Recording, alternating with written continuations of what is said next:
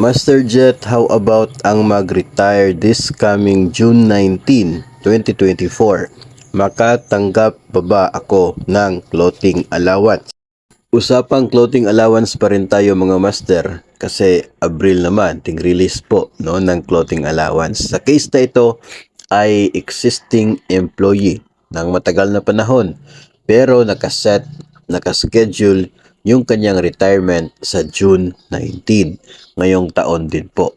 So, ayon po doon sa budget circular ng DBM number 2024-1 sa bagong guidelines ng uniform allowance, requirement na dapat na makapag-serve ka ng 6 months or 6 na buwan sa loob ng isang taon para eligible ka dito sa clothing allowance. So ngayon, kung ikaw po ay magre-retiro na pagdating ng June 19, isa lamang yung tanong dyan, ikaw ba ay nakapag-complete ng 6 months na requirement sa taong ito?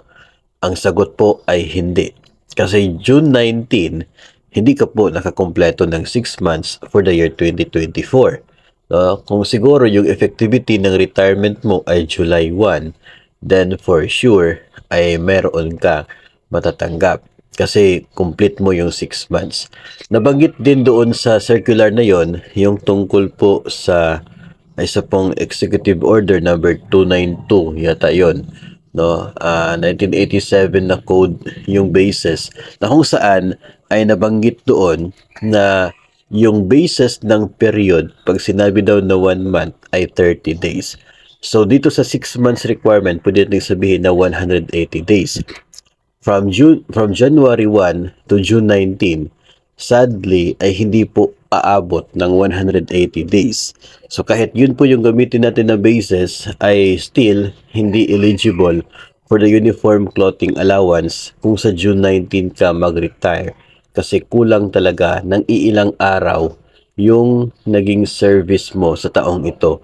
Kaya ikaw ay hindi eligible o hindi ka makakatanggap ng uniform clothing allowance. And if ever man ikaw ay nabigyan, no, ngayong buwan nung nag-release ang inyo pong opisina, ikaw ay nabigyan, tapos ikaw ay mag-retire ng June 19, ang mangyayari po ay ipapabalik sa iyo, no, yung natanggap mo na clothing allowance because you are no longer eligible para po sa allowance na yan.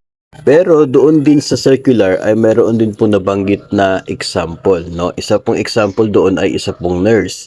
Hindi man siya makakapagkumpleto exactly doon sa 6 months na requirement, pero yung pagiging nurse niya, siya ay required na magsuot ng uniform always. No, it is part na kanya pong trabaho. Doon po yun sa mga examples na attachment ng or enclosure ng circular na kung saan sinabi na pwede siyang mabigyan ng clothing allowance because required siya na magsuot ng kanyang uniform at all times while performing her duty. June 1 yung nabanggit doon sa example na effectivity ng mandatory retirement pero pwede pa rin siya mabigyan kahit hindi na kumpleto yung 6 months dahil po doon sa kondisyon ng pagiging nurse na required always na magsuot ng uniform in the performance of her duty.